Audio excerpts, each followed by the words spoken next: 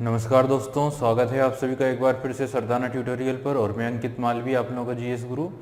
देखिए, अभी हम जो टॉपिक डिस्कस करेंगे मॉडर्न इंडियन हिस्ट्री का, जिसमें हम बात करेंगे ब्रिटिशर्स के समय पर जो एडमिनिस्ट्रेशन का कॉन्स्टिट्यूशन किया गया था, किस तरह से प्रशासन उस समय चलता था और प्रशासन का कैसा गठबंधन था या संगठन था।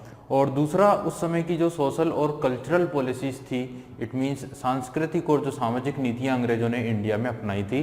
तो देखिएगा यहाँ पे lecture number 6, social cultural policy and administrative constitution in British India. ठीक है, टॉपिक थोड़ा सा अलग है, थोड़ा सा हटके है, लेकिन इम्पोर्टेंट टॉपिक है। इस टॉपिक को भी हमें ध्यान में रखना है और इसके अंतर्गत हमें किन मुद्दों पर बात करना होगी। ठीक है, तो यहाँ पे हमें बात करना है administrative constitution in British India, यानी ब्रिटिश भारत में किस तरह का एडमिनिस्ट्रेटिव कॉन्स्टिट्यूशन चलता था, यानी कि प्रशासन का जो गठबंधन था, प्रशासन का जो संगठन था, वो ब्रिटिश इंडिया में किस तरह से था, किस तरह से एडमिनिस्ट्रेशन चला करता था। ठीक है, और दूसरा सोशल एंड कल्चरल पॉलिसी, सामाजिक और सांस्कृतिक नीतियां। ठीक है, चलिए तो स्टार्ट करते हैं हम इस टॉपिक को, लेक्चर 6 को, जिसमें हमने इन मुद्दों पर बात करनी है।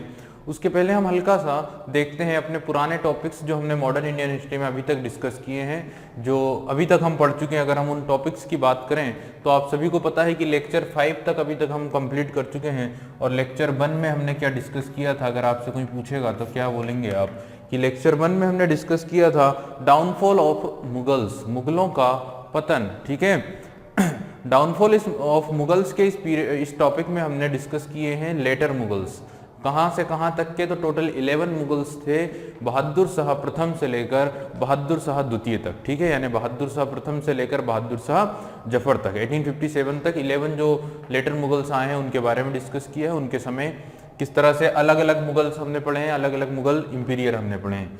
लेक्चर 2 में हमने डिस्कस किया था 18th सेंचुरी की इंडिया की जो पॉलिटिकल कंडीशन थी उसके बारे में। ठीक है, so the political condition of India during 18th century. 18th century का मतलब होता है 1700 से लेकर 1800 तक। ठीक है, इस समय पर इंडिया की पॉलिटिकल जो कंडीशन थी वो काफ़ी अट्रैक्टिव थी, काफ़ी ज़्यादा अगर हम बात करें तो रोचक थी, क्योंकि उस समय पर वो पावर जो लगभग 200-300 ईयर्स से इंडिया में रूल कर रही थी, समझ गए ना, लगभग 331 ईयर्स तक जिसने रूल किया, इट मीन्स मुगल, वो कमजोर हो गए थे। उनका सेंट्रल एडमिनिस्ट्रेशन या सेंट्रल जो पकड़ थी, वो पावर जो थी वो कमजोर हो गई थी। इसी के कारण कुछ दूसरी पावर्स या दूसरे एम्पायर्स इंडिया में खड़े हुए और कुछ और जो सक्सेसर स्टेट्स थे वो इंडिया में खड़े हुए। तो उस समय की पॉलिटिकल कंडीशन की जब हम बात करते हैं, इसमें सबसे पावरफुल जो एम्पायर था वो था मराठा एम्पायर। दूसरा जो एम्पायर बना वो सिख एम्पायर बना। ठीक है, इसके अलावा अगर सक्सेसर स्टेट्स की बात करें तो अवध हो गया है, हैदराबाद हो गया है और बंगाल हो गया। ठीक है, और फिर कुछ और स्टेट जैसे कि कर्नाटक भी उसी समय पर बना। अब देखिए आगे लेक्चर 3 में हमने बात करी थी कि इनके बाद जो अराइवल हुआ है यूरोपियंस का। ठीक है, यूरोपियंस जो तीसरी पावर हो गई है, क्योंकि मुगल्स के बाद जो दूसरी शक्तियां भारत में उत्पन्न हुई थी 17-18वीं शताब्दी में, और फिर जो तीसरी पावर है वो है आपके यूरोपियंस। ठीक है, तो जो यूरोपियंस ने इंडिया में अराइवल किया है, तो जब हम बात करते हैं अराइवल ऑफ यूरोपियंस की, ठीक है, यूरोपियंस में आप लोग देखते हैं कि सबसे पहले ही इंडिया में आए थे Portuguese, then Dutch, then Britishers, then फिर आए थे आपके देन फिर आए थे डेनिश, एंड फिर आए थे फ्रेंच, और फिर आखिरी में आए थे स्वीडिश। ठीक है, तो इस सीक्वेंस में हमने सारे 6 हैं, लेकिन हमने 5 यूरोपियन कंट्रीज के बारे में डिस्कस किया है। स्वीडिश जो 1731 में आए उनके बारे में हमने ज़्यादा डिस्कशन नहीं किया। ठीक है, तो अराइवल ऑफ यूरोपियंस में हमने बात करते हैं इन सारी कंपनियों के और इन सारी कंट्रीज के इंडिया में किस तरह से अराइवल हुआ उसके बारे में। लेक्चर 4 में हम बात करते हैं कि इन सारी कंपनियों के आगमन के बाद पूरे इंडिया को कंट्रोल करने वाले जो थे वो थे ब्रिटिशर्स। कौन थे? ब्रिटिशर्स थे। इसलिए लेक्चर 5 में हम बात करते हैं विक्ट्री ऑफ ब्रिटिश। ठीक है, तो ब्रिटिशर्स ने किस तरह से इंडिया में विक्ट्री हासिल की है उसका पूरा का पूरा इतिहास जो है वो लेक्चर 4 है। So the victory of British in India. और इसमें हम सबसे पहले बात करते हैं कि जो उनके कॉम्पिटिटर्स थे, इट मीन्स की Portuguese, Dutch and Britishers and फ्रांसीसी, तो किस तरह से इन्हें हटाया है, इन्हें रिमूव किया है, इन्हें कंट्रोल किया है, उन्हें हराया है। ठीक है। देन फिर हम बात करते हैं कि इंडियन रूलर्स को किस तरह से कंट्रोल किया, उनके साथ कौन कौन से युद्ध हुए हैं, पूरी हिस्ट्री हमने यहाँ पे डिस्कस की है। उसमें हमने Anglo Maratha war, Anglo Sikh war, Carnatic Wars, ठीक है, एंग्लो मैसूर वॉर, ये सारे वॉर्स डिस्कस किए हैं। और इंडिया पर जो विक्ट्री हासिल हुई है ब्रिटिशर्स को, उसके बारे में हमने यहाँ पे लेक्चर 4 में बात की, ठीक है। फिर लेक्चर 5 की अगर बात की जाए तो लेक्चर 5 जो अभी हमने कंप्लीट किया है, इसमें हमने बात की थी ब्रिटिशर्स की कुछ लैंड रेवेन्यू पॉलिसीज के बारे में, अंग्रेजों की कुछ भू राजस्व नीतियों के बारे में। क्योंकि अंग्रेजों ने इंडिया में इतना सारा कुछ जो किया है, जैसे कि उन्होंने एक काफ़ी बड़ी आर्मी बनाई हुई थी, ठीक है, काफ़ी सारे एडमिनिस्ट्रेटिव ऑफिसर्स को अपॉइंट किया हुआ था, और वो भी काफ़ी अच्छी सैलरी पर, काफ़ी ज़्यादा पेमेंट पर, ठीक है। इंडिया से काफ़ी अमाउंट में ये गुड्स या मटेरियल्स परचेस करते थे और दुनिया के अलग अलग मार्केट्स में उसे सेल करते थे, ठीक है। तो इंडिया में ना इन्होंने जो भी खर्चा किया है उसके लिए उन्हें टैक्स की ज़रूरत होती थी, मालगुजारी की टैक्स की ज़रूरत होती थी। और ये टैक्स वो लेते थे किस विषय से, किस सेक्टर से, तो हम उसको बोलते हैं एग्रीकल्चर, ठीक है। और उसे कहा जाता है मालगुजारी, ठीक है। तो जो मालगुजारी थी वो मतलब, मालगुजारी का मतलब ही होता है कि revenue generated from the agriculture, agriculture से जो रेवेन्यू जनरेट होता है उसे क्या कहा जाता है, मालगुजारी। तो इनके रेवेन्यू का मेन सोर्स ही क्या था, वो था मालगुजारी। और मालगुजारी के लिए इन्होंने कई सारी प्रथाएं या कई सारे बंदोबस्त किए थे, और इसमें 3 बंदोबस्त हमने डिस्कस किए हैं, जिनके नाम थे, सबसे पहला परमानेंट सेटलमेंट, जिसे जमींदारी व्यवस्था या स्थायी बंदोबस्त कहा जाता है। दूसरा हमने पढ़ा है रैयतवाड़ी सिस्टम या रैयतवाड़ी बंदोबस्त, और तीसरा हमने डिस्कस किया है महालवाड़ी सिस्टम या महालवाड़ी बंदोबस्त, ठीक है। तो लेक्चर 5 तक की स्टोरी मैंने आप लोगों को बताई, लेक्चर 5 तक की कहानी मैंने आप लोगों को बताई है। अब हम बात करेंगे लेक्चर 6, और लेक्चर 6 की स्टोरी को अब हम डिस्कस करेंगे, ठीक है। तो देखिएगा, लेक्चर 6 में टॉपिक का नाम तो बता ही चुका हूं मैं आप लोगों को। टॉपिक का जो नाम है वो है social cultural policy and administrative constitution in British India.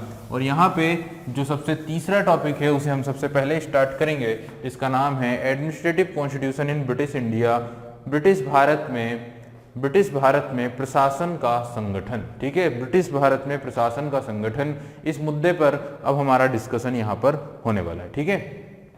तो देखिएगा कि इंडिया का जो एडमिनिस्ट्रेशन था, अगर हम ब्रिटिशर्स की बात करें, उनके हाथ में कब आता है, तो उसकी जो हिस्ट्री है वो है 1757, ठीक है।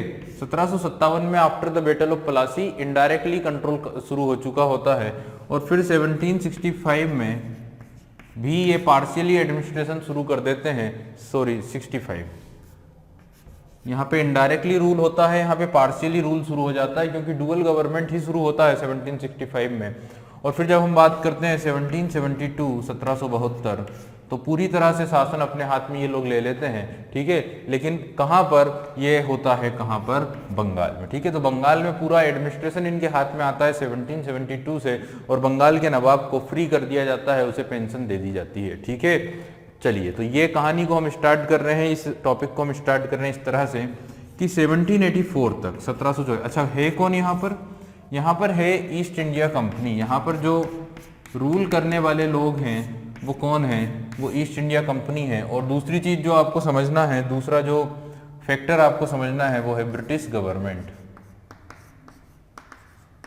ब्रिटिश गवर्नमेंट पूरी तरह से ब्रिटेन में है, लंदन में है, और ये एक फैक्टर है। और दूसरा है ईस्ट इंडिया कंपनी, जो एक प्राइवेट कंपनी है, ये एक फैक्टर है। इंडिया में जो लोग हैं वो ईस्ट इंडिया कंपनी के लोग हैं, ठीक है। इंडिया में सारा काम, सारी एक्टिविटी जो परफॉर्म कर रहे हैं वो ईस्ट इंडिया कंपनी कर रही है, ठीक है। And that company is the private company, और ये कंपनी एक प्राइवेट कंपनी थी, एक निजी कंपनी थी। इस कंपनी की अगर बात करें, इसके स्ट्रक्चर की अगर बात करें, तो इस कंपनी के ना अंतर्गत 2 बोर्ड आते हैं, 2 समूह आते हैं। एक तो वो लोग जिन लोगों ने कंपनी में अपना इन्वेस्टमेंट किया है, वो सब कंपनी के मालिक हैं, जिसे बोर्ड ऑफ प्रोपराइटर्स कहा जाता है, यानी स्वामी मंडल कहा जाता है, ठीक है। तो एक जो बोर्ड होता है उसे कहा जाता है स्वामी मंडल, ठीक है, board of proprietors. And the second board was the board of directors. दूसरे बोर्ड को हम बोलते हैं बोर्ड ऑफ डायरेक्टर। BOD का मतलब होगा board of director, it means संचालक मंडल। इस तरह इस कंपनी के 2 ग्रुप थे, एक board of proprietors and board of directors, it means संचालक मंडल। ठीक है, इस तरह से इस कंपनी के आपको कंस्ट्रक्शन को समझना है। तो किसी ने भी अगर कंपनी में इन्वेस्ट किया है तो वो स्वामी मंडल का यानी बोर्ड ऑफ प्रॉपर्टीज का मेंबर होगा। और यदि उसका इन्वेस्टमेंट थोड़ा सा ज्यादा है, लगभग 2000 पाउंड 2000 पाउंड तक का अगर उसने इन्वेस्ट किया है कंपनी में, देन वो बोर्ड ऑफ डायरेक्टर का मेंबर बन सकता है। ठीक है, लेकिन उसके लिए इलेक्शन होगा और लगभग 24 members he board of directors में शामिल हो सकते थे। लेकिन उसके लिए अगर आपको मेंबर बनना है तो कंपनी में आपका इन्वेस्टमेंट होना चाहिए 2000 पाउंड। ठीक है, 2000 पाउंड तक का। ठीक है, चलिए, तो इतना स्ट्रक्चर आप लोग समझ गए होंगे। अब देखिए, इंडिया में जो कुछ भी हो रहा है वो किसके हाथ में हो रहा है? कंपनी के द्वारा हो रहा है। और कंपनी इंडिया में आई थी ब्रिटेन की गवर्नमेंट की ओर से, ब्रिटेन की रानी की ओर से इस कंपनी को परमिशन दी गई थी। लेकिन किस काम की परमिशन दी गई थी? इस कंपनी को भारत में परमिशन दी गई थी ट्रेड की। किस चीज की परमिशन दी गई थी? ट्रेड की। इट मींस व्यापार करने की। ठीक है, और व्यापार करने की जो परमिशन इन्हें मिली थी ये सन 1599 में तो ये कंपनी बनी, और सन 1600 में इस कंपनी को ये परमिशन मिली थी। लगभग 31 दिसंबर 31 दिसंबर सन 1600 को ब्रिटेन की जो क्वीन थी, जो रानी थी, उनके द्वारा इसे एक परमिशन दी गई थी। और उस परमिशन को कहा गया था चार्टर। क्या कहा गया था? चार्टर। तो चार्टर एक्ट के जरिए या चार्टर के जरिए इन्हें परमिशन मिली थी। और इनिशियली लेवल पर इन्हें 15 ईयर की परमिशन मिली थी। क्या करने के लिए? ट्रेड करने के लिए, व्यापार करने के लिए। साथ ही साथ इन्हें व्यापार के साथ साथ व्यापार के एकाधिकार भी दिए गए थे, व्यापार की मोनोपोली भी दी गई थी। ठीक है, तो व्यापार के साथ साथ इन्हें व्यापार की मोनोपोली थी, ट्रेड मोनोपोली। इट मींस व्यापारी के एकाधिकार भी दिए गए थे। इट मींस इंडिया में अगर ट्रेड करना है तो ब्रिटेन की सिर्फ एक कंपनी ही करेगी, और वो कंपनी होगी कौन सी कंपनी?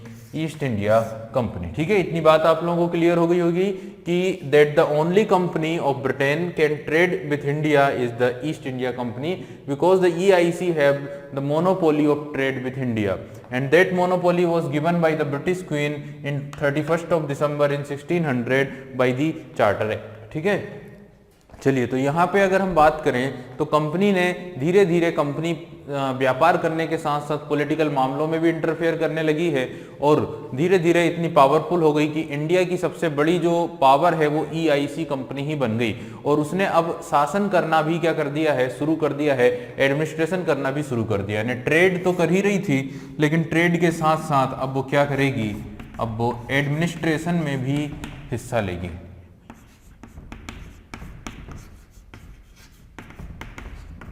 और एडमिनिस्ट्रेशन की जो हिस्ट्री है उसी के बारे में मैं आप लोगों को बता रहा हूं कि 1757 में इनडायरेक्टली रूल करना शुरू किया। 1765 में पार्शियली रूल करना शुरू किया क्योंकि डुअल गवर्नमेंट चली थी। और 1772 से परमानेंटली या फुल्ली एडमिनिस्ट्रेशन करना शुरू किया। किसने? ईस्ट इंडिया कंपनी ने। तो ईस्ट इंडिया कंपनी ने पूर्णतः शासन भारत में कब से शुरू किया? 1772 से। ठीक है, लेकिन कहां पर? तो बंगाल में। कहां पर? बंगाल में। ठीक है, और फिर जैसे जैसे इंडिया के अलग अलग टेरिटरीज को ये ऑक्यूपाई करते गए, जीतते गए, वहां पर अपना प्रशासन वहां पर उन्होंने लागू किया। ठीक है, इतनी बात समझ में आ गई आप लोगों को। अब हम इस प्रशासन, इस एडमिनिस्ट्रेशन पर ही बात कर रहे हैं, इस रूलिंग पर ही बात कर रहे हैं। ठीक है, तो सबसे पहले आप ये समझें कि प्रशासन कौन कर रहा है? प्रशासन ईस्ट इंडिया कंपनी कर रही है। ईस्ट इंडिया कंपनी क्यों आई थी? ट्रेड करने के लिए आई थी। ठीक है, क्या करने लग गई? प्रशासन करने लग गई। कहां से आई है? ब्रिटेन से आई है। परमिशन किसने दी है? ब्रिटेन की गवर्नमेंट ने परमिशन दी है। अब आप बताइए, ब्रिटेन की गवर्नमेंट को पता है और ब्रिटेन की गवर्नमेंट को प्रॉफिट है किससे? ईस्ट इंडिया कंपनी से। ठीक है, ईस्ट इंडिया कंपनी का जो भी प्रॉफिट होता है ना, उस प्रॉफिट का काफी बड़ा शेयर उन्हें देना पड़ता है ब्रिटेन की गवर्नमेंट को टैक्स के रूप में। ऑब्वियसली इतनी बात तो आप समझती हैं, क्योंकि अगर वहां की कंपनी है तो प्रॉफिट में टैक्स तो देना ही पड़ेगा। अब देखिए, यहाँ पे जब से इन्होंने प्रशासन करना शुरू किया तब से इस कंपनी पर कंट्रोल करना शुरू किया ब्रिटेन की गवर्नमेंट ने, या हम समझ लें कि ब्रिटेन की पार्लियामेंट ने। ठीक है, क्योंकि वहां पे पार्लियामेंट होती है।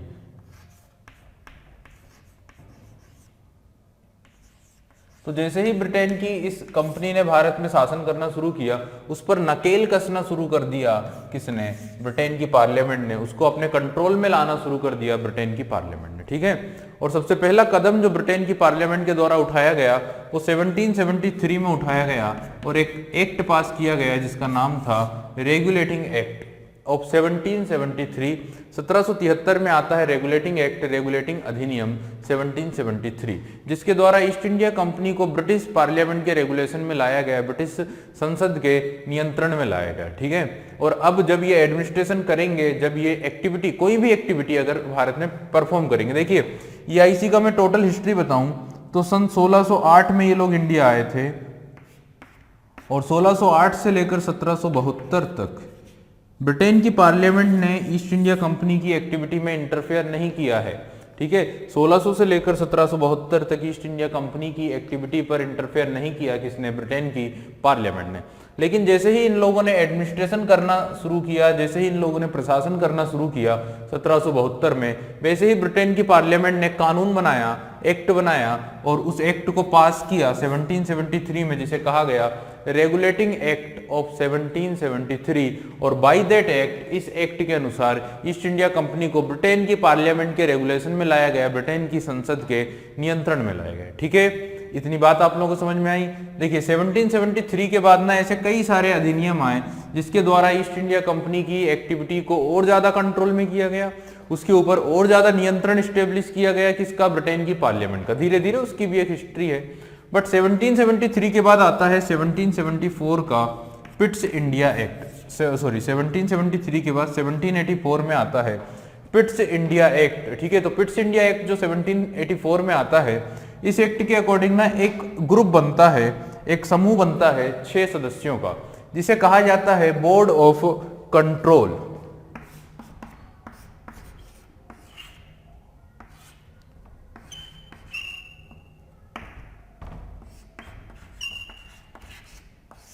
बोर्ड ऑफ कंट्रोल का गठन होता है according to Pitt's India Act 1784 में, और इस बोर्ड में लगभग 6 मेंबर होते हैं जो ब्रिटेन की पार्लियामेंट के मेंबर होते हैं, या ब्रिटेन की पार्लियामेंट के द्वारा अपॉइंट किए जाते हैं। ठीक है, और ये सबसे सुप्रीम अथॉरिटीज होते हैं, सबसे मुख्य अधिकारी होते हैं, जिन्हें जो इंडिया के सारे शासन के लिए रिस्पॉन्सिबल होते हैं। और किसने अपॉइंट किया है, ब्रिटेन की पार्लियामेंट ने। इट मींस कि 1784 तक, 1784 तक ईस्ट इंडिया कंपनी के भारतीय प्रशासन को ब्रिटिश सरकार ने अपने नियंत्रण में ले लिया था।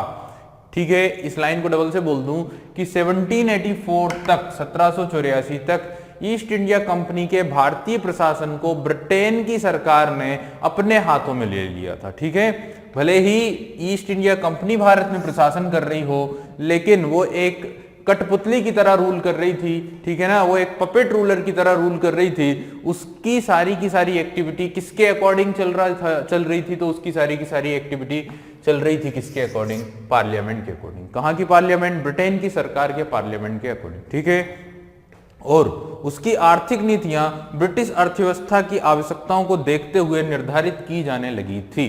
ठीक है ना, तो ये एक बात आप लोग समझ गए होंगे कि जब से ईस्ट इंडिया कंपनी ने एडमिनिस्ट्रेशन करना शुरू किया, इसकी जो इकोनॉमिकल पॉलिसी हैं, इनकी जो आर्थिक नीतियां हैं, इनकी जो इकोनॉमिकल पॉलिसी हैं,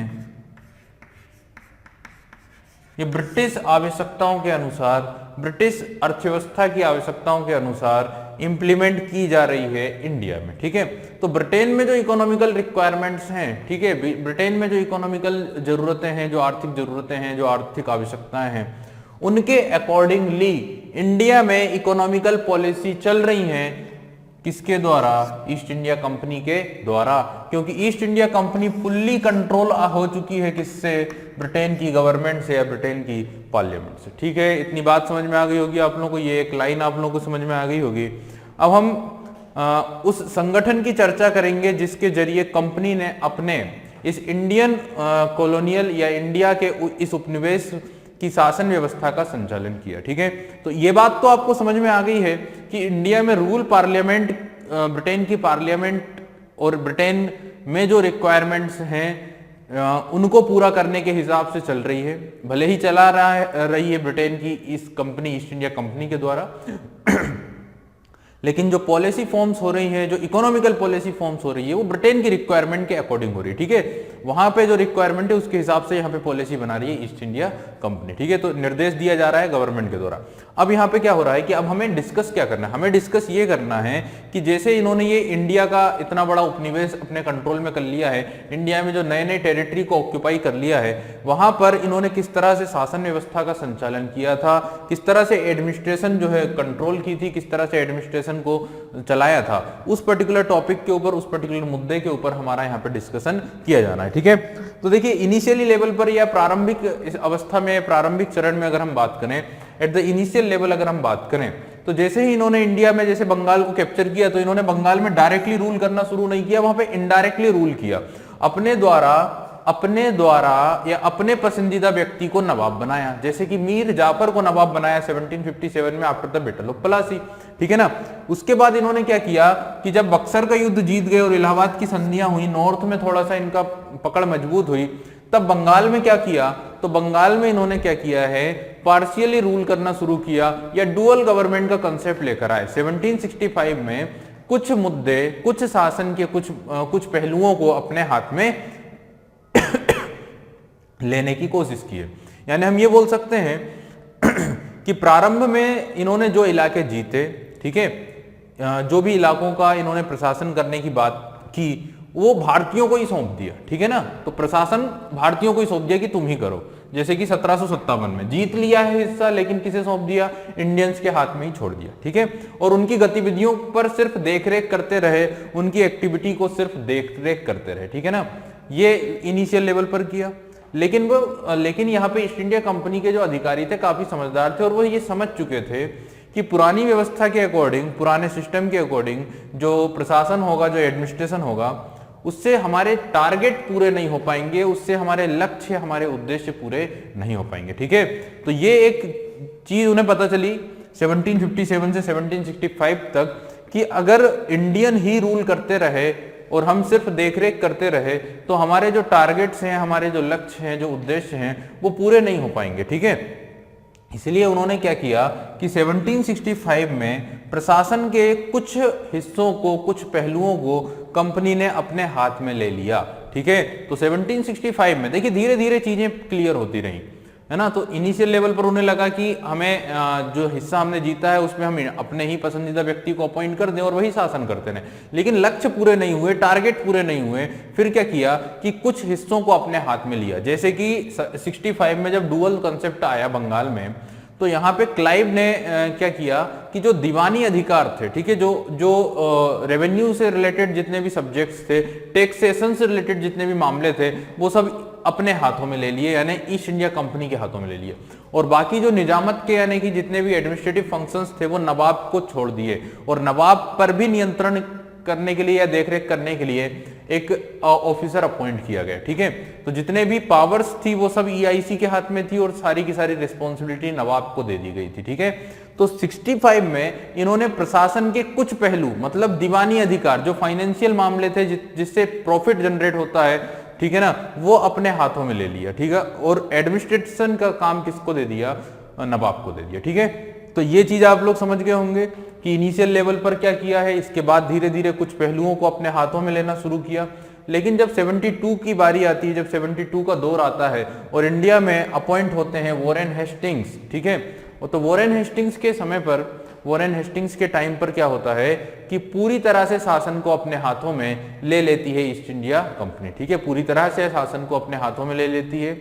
ऑब्वियसली 73 से 72 में वॉरेन हेस्टिंग्स आया था और 72 से ही प्रशासन हाथों में आ गया और 73 में ही क्या होता है, तो 73 में ही रेगुलेटिंग एक्ट भी आ जाता है और बंगाल के गवर्नर को बंगाल का गवर्नर जनरल भी बना दिया जाता है, ठीक है। और बाकी जो प्रेसिडेंसियां हैं उनकी भी कमान दे दी जाती है बंगाल के गवर्नर जनरल को, जो कौन बनता है, जो बनता है वॉरेन हेस्टिंग्स, ठीक है।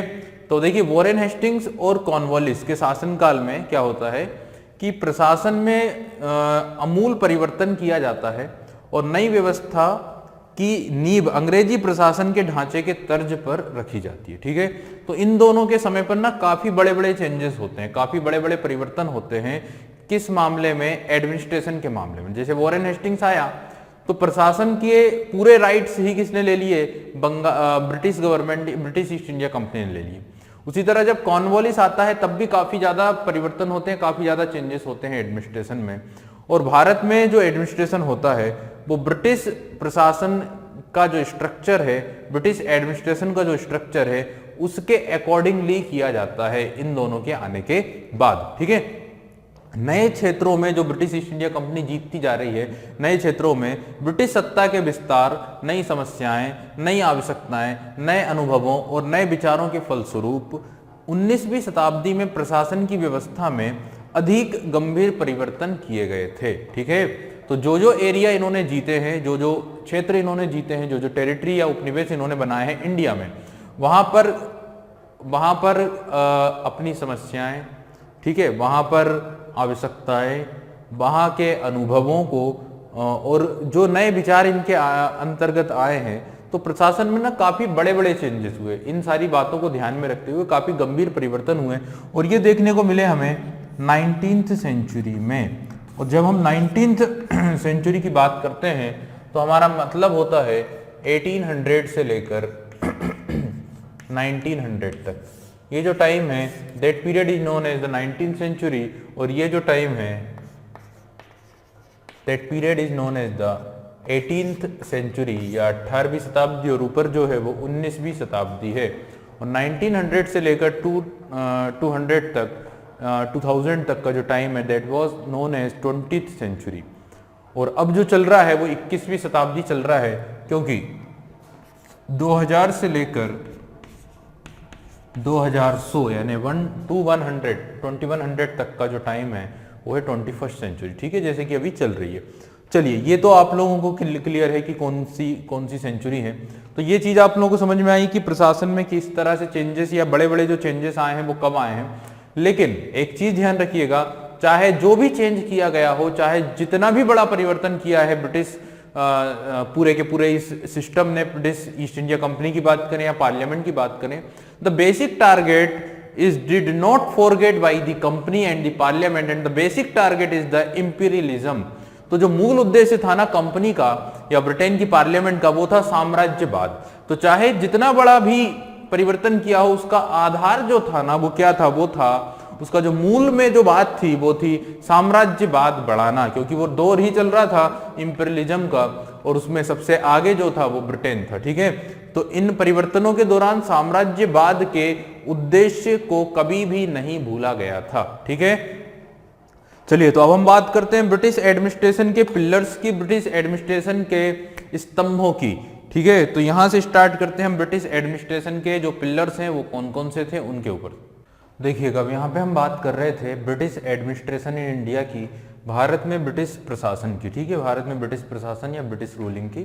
तो मैंने आप लोगों को कहा है कि ब्रिटिश एडमिनिस्ट्रेशन इन इंडिया जो है या भारत में जो ब्रिटिश प्रशासन है वो 3 पिलर्स पर बेस्ड था, वो 3 आधारों पर चलता था। और वो 3 जो पिलर्स थे वो कौन कौन से थे? तो पहला जो पिलर है वो है आपका, फर्स्ट जो पिलर है वो है सिविल सर्विसेज यानी नागरिक सेवाएं।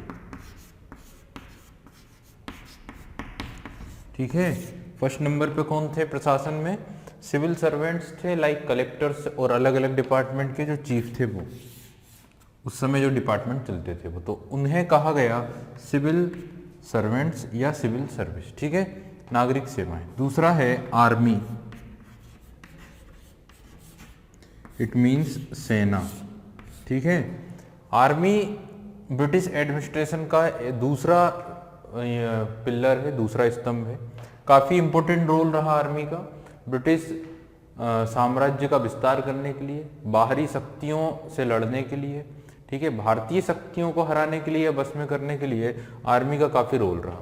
और ब्रिटिश आर्मी में ना ज्यादातर जो सोल्जर्स थे वो इंडियंस ही थे। ठीक है, लेकिन बड़े बड़े पद पर, बड़ी बड़ी पोस्ट पर जो ऑफिसर्स थे वो ब्रिटिशर्स थे। और तीसरा आता है पुलिस। पुलिस में भी यही था कि इंडियंस की संख्या ज्यादा थी, ब्रिटिशर्स की संख्या कम थी, लेकिन बड़े बड़े पदों पर कौन थे? ब्रिटिशर्स थे। ठीक है, तो 3 आधार स्तंभ आप लोगों को पता चल गए हैं ब्रिटिश प्रशासन के, ब्रिटिश एडमिनिस्ट्रेशन के इंडिया में।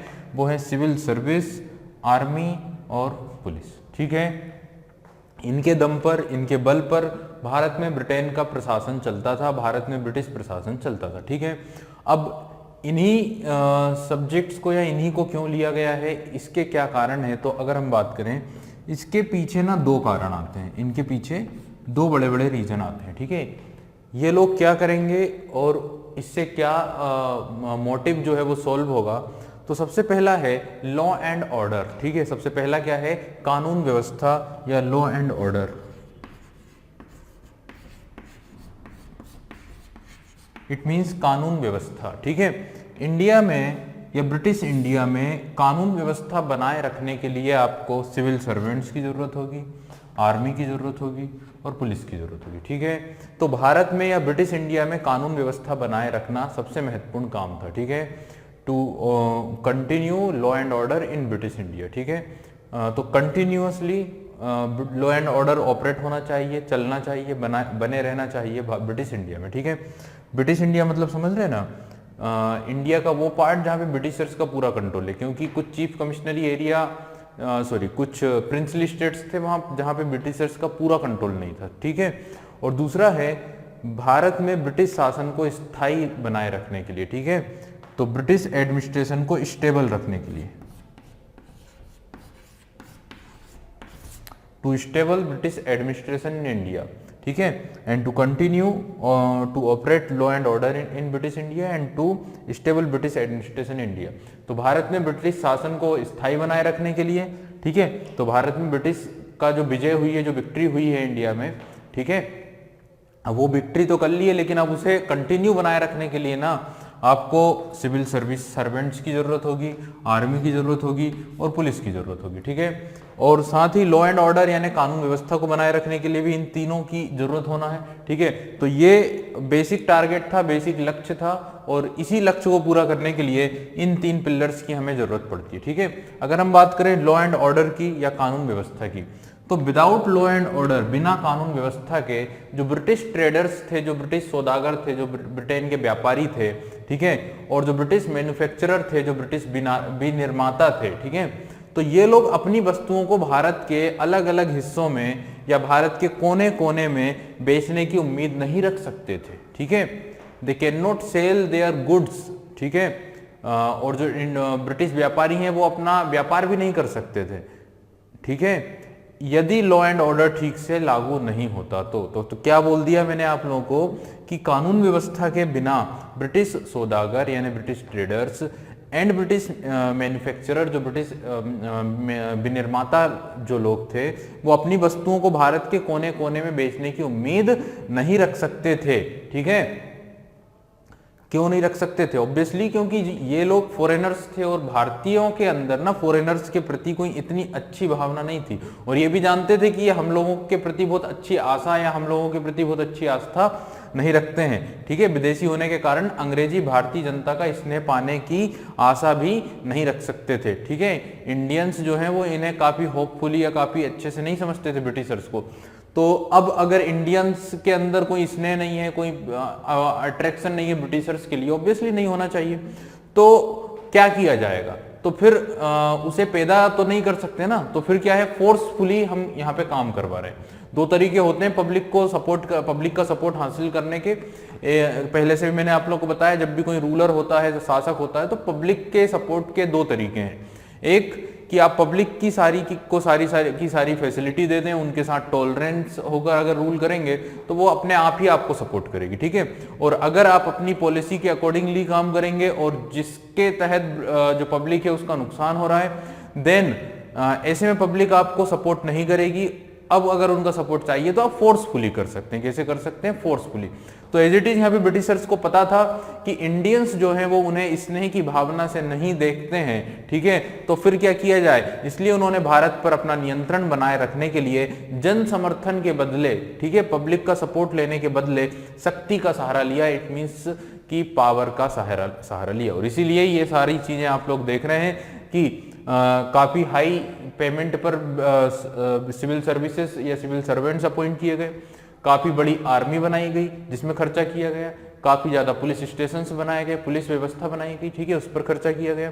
तो ये चीज आप लोगों को समझना है कि without law and order British traders and British manufacturers can not sell their goods in all the corner of India. ठीक है, तो बिना लॉ एंड ऑर्डर के, बिना कानून व्यवस्था के ये इंडिया में कुछ भी नहीं कर सकते थे, because the Indian peoples are not see the Britishers very hopefully. तो वो जो भारतीय लोग थे ना, वो ब्रिटिशर्स को काफी होपफुली, काफी आशा या स्नेह से नहीं देखते थे। ठीक है, तो अगर उनके बीच में काम करना है, अगर उनके साथ में व्यापार करना है, तो फिर आपको यहाँ पे प्रेशर की जरूरत होगी, यहाँ पे आपको पावर की जरूरत होगी, शक्ति की जरूरत होगी। इसीलिए ब्रिटिशर्स ने ना भारतीय जनता का समर्थन लेने के बदले यहाँ पे शक्ति का सहारा लिया, पावर का सहारा लिया, और ये सारी चीजें आप लोग यहाँ पे देख रहे हैं। ठीक है, अब इनमें हम सबसे पहले अगर बात करें, अच्छा स्टेबिलिटी के लिए भी हम बात करें ना, तो इन सारी चीजों की आपको जरूरत है। सबसे खास तौर पे भारत में ब्रिटिश प्रशासन को स्टेबल बनाए रखने में सबसे बड़ा रोल किसका रहता है?